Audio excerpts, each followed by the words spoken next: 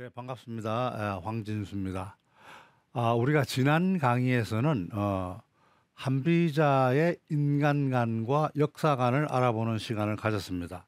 한비자는 우리 인간성에 대해서 호리오해라고 얘기를 했었죠. 그러니까 이익을 탐하고 손해보기를 싫어한다 하는 그 인간관을 가지고 이게 좋으냐 나쁘냐를 따지지 않고 그것을 어떻게 활용해서 부국강병을 이룰 것이냐 하는 쪽에 포커스를 맞추고 있었다고 얘기를 드렸습니다. 그 다음에 역사관에 대해서는 세술은 새 부대에 담아야 된다 하는 그러한 개념의 진보적 역사관을 가지고 이 이론을 만들어냈다고 얘기했습니다. 그렇게 해서 결국은 법, 술, 세 이 세 가지의 종합적 체계를 국가경영 체계를 만들었다고 말씀을 드렸습니다. 자, 오늘부터는 그럼 그 첫 번째 국가경영 체계인 법치의 한비자가 어떤 법치를 주장했는지에 대해서 알아보는 시간을 가지도록 하겠습니다. 자, 다시 한번 요약을 하면 한비자의 사상을 한 장의 그림으로 나타내면 이와 같이 포법이라는 건 뭐죠? 법을 않는다. 포라는 거는 을사안다라는 뜻이니까 법을 기본으로 하고 이런 뜻이죠. 용술, 술을 이용해서 술이라는 것은 요즘 말로 하면 영어로 하면 strategy, 전략을 얘기하는 거죠. 국가 경영 전략을 사용을 해서 처세라는 것은 세에 처한다 이런 얘기. 말 그대로 어떤 권위 또는 힘 이런 것을 바탕으로 영향력을 바탕으로 해서 국가를 경영을 해야 된다. 우리가 이 한비가 법가 사상을 종합한 것은 위에 선진 법가들의 다양한 사상들을 잘 종합하고 우리가 흡수했다고 얘기를 했었죠. 그래서 법 부분에 대해서는 우리가 상앙, 진나라의 1차, 2차 변법을 시행해서 진나라를 말 그대로 최대 강국으로 만든 1등 공신이었죠. 제상 상항의 법에 대한 법 이론을 물려받았고, 술에 대해서는 한나라의 재상이었던 신불의 술취에 대해서 영향을 받았고, 그 다음에 세에 대해서는 신도의 세치에 대한 내용을 흡수해서 법, 술, 세, 용법, 포법, 용술, 처세 이 세 가지 전략을 구성 요소를 통해 가지고 위로는 군주, 그 다음에 정부 관리, 아래로는 백성이 말 그대로 모두가 한마음 한뜻으로 강국부민이라는 게 뭐예요? 나라를 강하게 만들고 백성들을 부유하게 하는 그런 정책. 이러한 강국부민 정책은 3,000년 전 또는 2,000년 전, 1,000년 전 지금 올해 현세에 있어서도 똑같은 국가 지도자들의 목표가 되는 것이죠. 우리가 역사는 반복된다 하는 얘기가 있습니다. History repeats itself. 역사는 반복된다. 저는 요즘 그 상황을 보면서 우리가 1900년도 초에 우리가 일제 강점기 바로 들어가기 전 러시아라든지 중국이라든지 일본이라든지 영국이라든지 미국 이런 등등의 열강들이 이 동남아시아 지역, 한반도를 포함한 동남아시아 지역에 이 영향력을 행사하기 위해서 으르렁거리는 그 시대가 지금 똑같이 120년이 흐른 이 세대에서도 똑같이 다시 대두되고 있다라는 사실에 대해서 역사는 반복된다는 얘기가 일리가 있는 얘기다 하는 생각을 가지게 됩니다. 영국의 19세기 중반에 프라임 미니스터 총리를 두 번씩이나 역임했던 파머스턴 총리는 그 당시에 유럽의 서로 토지 영향력 확보를 위해서 서로 어르렁거리고 1, 2차 세계대전을 거치면서 유럽의 세력 균형과 국민적 이익 확대를 가장 중요한 외교 정책으로 삼았습니다. 이 양반이 얘기한 내용 중에 우리가 귀담아 들어야 될 거는 뭐냐 그러면 우리에게는 영원한 동지도 영원한 적도 없다. 여러분들 이 말 많이 들었죠. 뭐 우리가 5월 동주라 그러지 않습니까? 오나라하고 월나라는 말 그대로 철천지 원수지만 때에 따라서는 앞으로 미래의 자기의 승리를 위해서는 같은 배를 탈 수도 있다. 이런 얘기죠. 영원한 동지도 영원한 적도 없다. 이런 얘기를 자주 합니다. 우리의 이익만이 영원하다. 자기 자신의 이익만이, 이 나라의 이익만이 영원하고 항구적이며 그것을 추구하는 것이 우리의 의무다. 이런 얘기를 했어요. 우리가 지금 미국 그 대통령 선거에서도 자주 회자되고 있습니다만은 트럼프의 아메리칸 퍼스트. 이게 자국 이익 최우선주의죠. 이것은 지금 이게 뭐냐 1850년대니까 지금부터 뭐 한 150년 전, 170년 전의 일이나 지금이나 달라진 게 없어요. 응?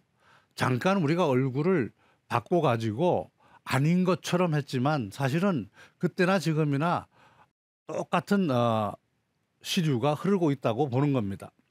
자, 1, 2차 세계대전을 거치면서 사람들은 이러다가는 우리 인류가 망하겠구나 라고 생각을 해서 우리가 인류 공동 번영을 위해서 뭔가 노력을 해야 되겠다. 이런 생각을 품고 WTO, 여러분들 잘 아시죠? World Trade Organization, 세계 무역기구를 통해서 개발도상국을 포함한 빈민국을 포함한 뭐 다양한 국가 간의 자유무역을 추진하고 그러한 무역이 방해받지 않도록 만약에 힘 있다고 그러한 룰을 깨는 사람에 대해서는 제소도 하고 거기 처벌도 하고 뭐 하는 그러한 체제를 갖춰가지고 인류 공동 번영을 잠시 추구하는 듯한 모습을 갖췄죠. 이게 우리가 2차 세계대전 끝난 1945년 경서부터 시작해서 어찌 보면 2000년대 초까지 이렇게 나름대로 다자간 협상이라든가 다자간 무역이라든가 세계 유엔이라든가 세계 무역기구 등을 통해서 조정 중재하는 그러한 체제가 작동되었다고 보고 있습니다. 그러나 이러한 체제가 이제 점차 다시 허물어져 가고 있는 것을 우리가 보고 있어요. 예를 들면 지금 최근에 얼마 안 됐습니다만은 미국 중국 간의 미중 무역 전쟁 그리고 세계 G2 간의 패권 다툼, 세계의 영향력을 행사할 수 있는 누가 왕이냐를 서로 다투는 패권 다툼이 지금 굉장히 격렬하게 진행되고 있지 않습니까? 러시아의 땅 점령 욕구가 터진 그 우크라이나 전쟁, 얼마나 많은 사람들이 지금 희생되고 있습니까? 그리고 세계가 이것 때문에 얼마나 어려움을 당하고 있습니까? 그다음에 이스라엘의 팔레스타인 점령, 물론 팔레스타인이 오랜 이스라엘과 팔레스타인 간의 오랜 정치적인 문제가 있습니다만은 지금 우리가 TV 방송을 통해서 보는 팔레스타인의 그 참혹상은 우리가 진짜 인간으로서 저래도 되는 건가 하는 느낌을 지울 수가 없죠, 그죠? 또 최근에 우리가 한미일 간의 북한 핵 또는 위협에 대비해서 한미일 간의 공조를 통해서 이러한 압력을 행사를 했지만 그것이 오히려 다시 러시아와 중국과 북한 간을 서로 연결시켜주는 군사적으로 정치적으로 연결시켜주는 이러한 체제가 또 나타나고 있습니다. 자, 이러한 우리가 흔히 신냉전 체제라고 얘기를 하고 있습니다만은 이러한 모든 것들이 보면 결국은 강대국들이 자기 자국 이익 우선주의에 의해서 힘의 영향력을 발휘하는 거죠. 자, 이래 놓고 보면 우리가 선진 시대에 진나라의 진시황이 무력으로 전 중국을 최초에 통일을 합니다. 그죠? 그때 이 바로 한비자 사상이 진나라 진시황의 중국 통일에 아주 사상적 근거가 됐다고 제가 전번에 말씀을 드렸습니다마는 왜 이런 전쟁을 하도록 말 그대로 진시황이 전 중국을 통일하도록 하는 이러한 체계를 만들었을까? 이 학자의 입장은 그 당시에 그렇게 하는 것이 오히려 세계 평화를 가져오는 지름길이 될 것이다. 이렇게 판단했던 겁니다. 서로 어르렁거리는 상태가 지속되면 그건 계속 세계는 불안한 것이고 그 불안함은 결국 백성들의 궁핍으로 이어진다고 생각을 했던 거죠. 자, 이러한 시대적 상황이 다시 현대에서도 나타나고 있다고 말하지 않을 수 없습니다. 그래서 저는 신춘추 전국시대가 다시 도래하는 것이 아니냐 이런 생각을 합니다. 따라서 우리가 현재 지금 강의를 하고 있는 한비자의 사상 이것 또한 그 춘추 전국시대를 마감하는 그때에 흥성했던 사상이었는데 그걸 다시 한번 돌아볼 가치가 있는 것 아니냐 하는 생각을 가집니다. 이 양반은 마틴 울프라는 분인데 파이낸셜 타임즈 수석 논설위원이에요. 그래서 우리나라에 와서 2023년 작년 11월 30일 날 무질서 시대 속 한국이란 주제로 기조연설을 했습니다. 그때 얘기한 것이 뭐냐 그러면 한마디로 여기 나와 있습니다만 한국 첨단 기술로 승부를 해야 된다. 자, 한국은 조그만 나라지만 결국은 이러한 신춘추 전국 시대가 다시 도래했을 때 이러한 무질서와 혼돈 속에서 한국이 뻗어져 나갈 수 있는 것은 말 그대로 새로운 신기술로 세계를 다시 세계에 영향력을 미치는 그러한 노력을 할 필요가 있다 이런 얘기죠. 이때 보면 11월 30일자 일간지에 나온 얘기입니다마는 일본 텃밭 뺏는 현대차, 동남아시아에서 계속 질주. 제가 젊었을 때 동남아에 근무를 한 적이 있었는데 그때 보면 동남아시아 지역에 다니다 보면 차량은 거의 90%가 대부분 일본 차였습니다. 그래서 야 그때 이제 우리나라 현대라는 차가 막 이제 새로운 모델들도 개발하고 이제 성장해 나가는 초기 단계에 있었습니다만은 지금 이 소식을 접하니까 감개가 무량해요. 어떻게 보면 여기 보면 뭐 베트남이라든지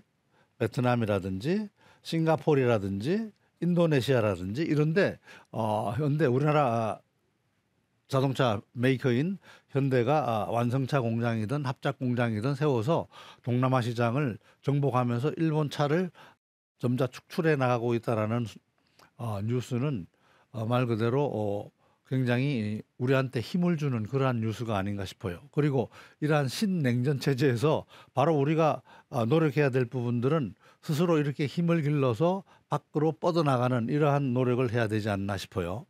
현대차가 아시아 시장 판매량을 보면 2017년에 8만 5천 대 정도였다가 2022년도에 보면 21만 대, 거의 한 뭐 3배는 안 됩니다. 3배 정도 불과 한 5년 만에 3배 정도 시장한 그러한 통계치를 보여주고 있습니다. 흐뭇한 얘기죠. 우리가 한비자 사상에서 법치는 자기 선배였던 상황으로부터 영향을 많이 받았다고 얘기했죠. 그럼 상황은 도대체 누구냐? 상황은 태어난 거는 잘 모르겠습니다만은 기원전 338년까지 생존했던 인물입니다. 춘추 전국시대에 걸쳐서 살았던 인물이죠. 본래 이 상황도 위나라가 둘이 있는데요. 이 방위위자, 이 방위위자의 위나라의 서공자 출신이었고요. 그러다가 이 양반 이름은 본래 성은 공손씨였어요. 그러니까 공손앙이었어요. 근데 우리가 상앙이라고 얘기하죠. 상앙이라고 얘기하는 것은 나중에 진나라에서 재상이 된 이후에 이 위나라 진나라가 한위조 세로 세 개 나라로 나눠졌다 그랬죠. 그 위나라의 그 공자였던 앙의 군대를 격파하면서 효공으로부터 상읍을 비롯한 15개 읍을 받습니다. 상으로. 그래서 그리고 또 효공이 상한테는 상군, 그 상나라 땅을 다스리는 군, 상군이라는 칭호를 줘요. 그래서 상앙이라는 이름이 붙었습니다. 본래는 위앙이라 그러든지 아니면 공손앙이라고 얘기를 하죠. 그죠? 그런데 어떻든 본래 자기 위나라에서는 서공자 출신으로서 출세를 하지 못하고 위나라 재상이었던 공숙자라는 분이 있었어요. 공숙자라는 재상의 가문에 모든 일을 처리해주고 사무를 처리하고 재정을 맡아서 하는 중서자의 직책을 수행을 하고 있었습니다. 그리고 그러던 차에 이제 위나라 재상이었던 공숙자가 병에 걸려서 죽기 일보 직전이었어요. 그때 마침 위나라 해왕, 우리가 맹자에 나오는 양해왕이라고 하는 사람이 바로 위나라 해왕이에요.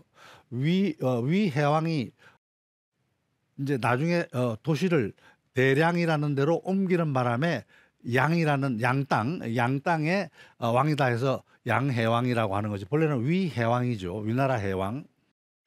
위나라 해왕한테 이제 자기 병문안을 온 위나라 해왕한테 상황을 청거를 합니다. 상황을 청거하면서 어떤 말을 해요. 요거는 제가 다음 장에서 한번 다시 말씀을 드리고, 그러다가 결국은 위나라에서 탈출을 해서 그 나라에 이제 진나라에서 한참 인재들을 등용을 하고 있었는데, 진효공 측근이었던 경감이라는 자를 통해서 3차에 걸친 면접을 거쳐서 결국은 효공이라는 왕한테 발탁이 됩니다. 그래서 이 효공의 전폭적인 지지를 얻고 1, 2차 변법이라는 건 요즘을 말로 하면 우리가 개혁이라고 얘기합니다. 개혁을 추진을 하죠. 그래서 여기에서 제일 중요했던 것은 농전 사상, 즉 모든 백성들한테 농업과 전쟁, 이 두 가지를 가장 기본으로 놓고 이거는 모든 백성의 임무다, 이런 얘기죠. 우리가 지금 우리나라 청년들 나이가 차면은 다 군대 가죠. 마찬가지로 이 당시에 그런 제도는 없었지만은 모든 국민들은 농업을 하고 그다음에 전쟁이 나면 참여를 해야 된다라는 농전 정책을 추진함으로 해서 부국강병을 이룹니다. 아까 조금 전에 말씀드렸던 것은 상군이라고 얘기했던 것은 상읍 지역 등 15개 읍을 상으로 받고 상군이라는 봉호를 효공으로부터 하사받아서 상항이라는 이름을 받은 거죠. 그래서 상항이 지은 다양한 나라를 다스리는 어떤 경전, 그걸 상군서라고 했어요. 상군서.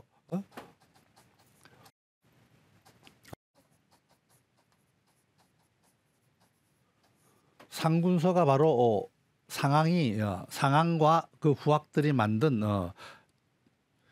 나라를 다스리는 말 그대로 경전입니다.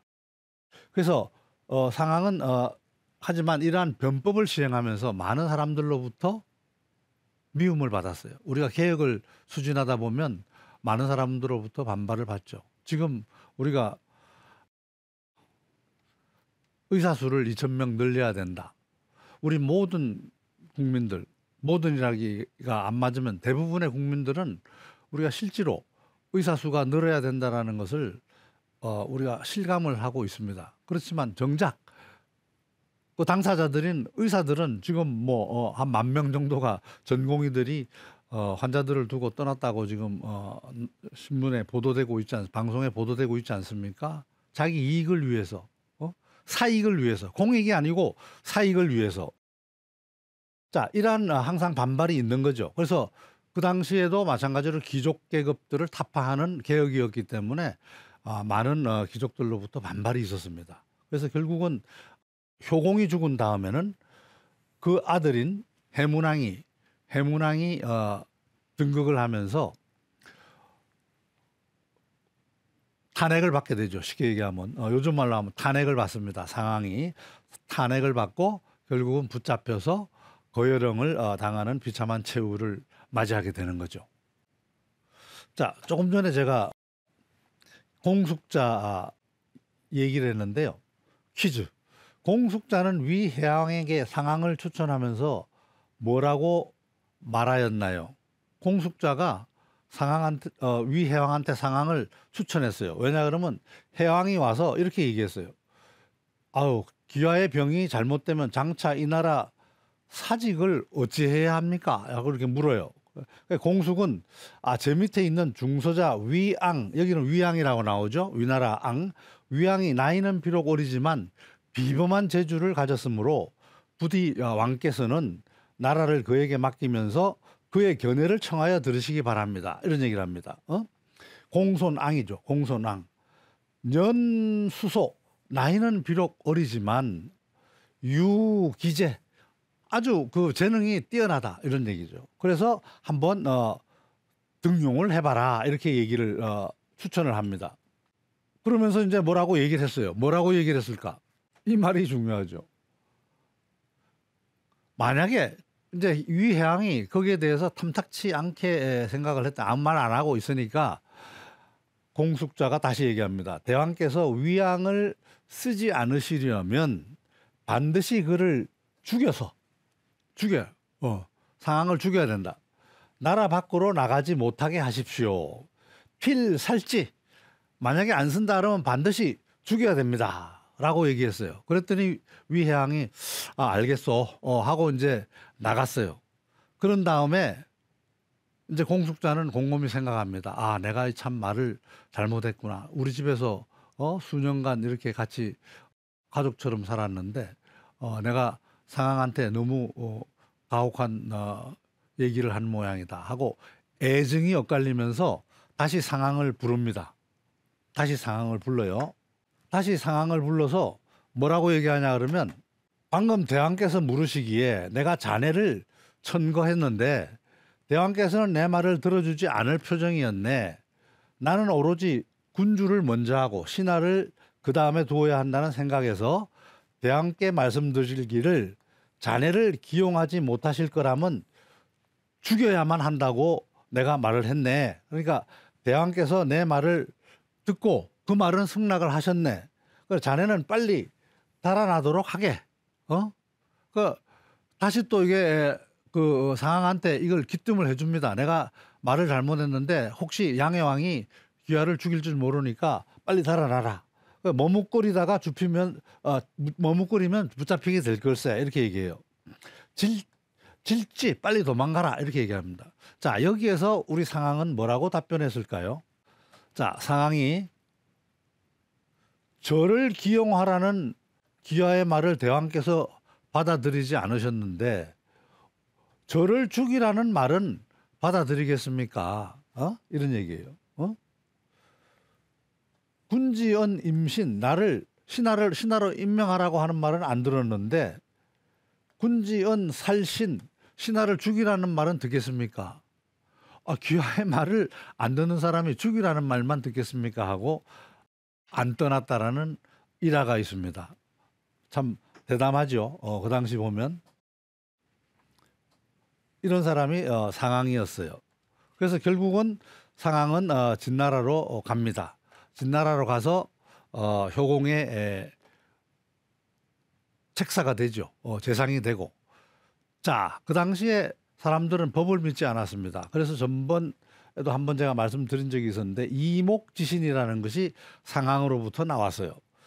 상황은 사람들이 법을 아무리 만들어도 믿지 않으면 아무리 실행이 안 되는 거죠. 처벌한다고 아무리 법을 만들어도 맨날 데모하면은 없는 걸로 해주고 하면은 누가 법을 따르겠습니까? 그죠? 똑같습니다. 그래서 도성 남문에 길이 석장인 나무, 석장이라는 키 3배 정도 되는 나무 하나를 두고 누구든지 이 기둥을 남문에서 북문으로 옮기면 내가 금 10냥을 주겠다. 그런데도 아무도 나무를 움직이려고 하지 않아요. 그러니까 상황을 보고 있다가 그러면 이 나무를 옮기면 이번에는 10냥이 아니고 50냥을 주겠다. 그랬더니 사람들이 조금씩 웅성웅성하더니 이 믿져야 본전인데 하고 그러다가 어떤 한 사람이 나와서 그 나무 기둥을 들고 남문에서 북문으로 옮겨갔습니다. 그래서 사람들이 다 쫓아갔죠. 물론 상황도 갔고요. 그래서 옮기자마자 상황은 자기가 한 약속대로 50냥을 금 50냥을 줘요. 그러자 사람들이 이 정부에서 국가에서 얘기하는 말은 믿으면은 확실하게 보상이 따르는구나 하는 것을 알게 됐고 그 이후부터 변법을 실시할 수 있는 토대가 마련됐다는 겁니다. 백성들이 먼저 법을 믿게 만드는 법, 바로 이목지신 고사가 상황으로부터 나온 고사였죠. 자, 여러분 오늘 시간은 여기까지 하고 다음 강의에서 계속하도록 하겠습니다. 감사합니다.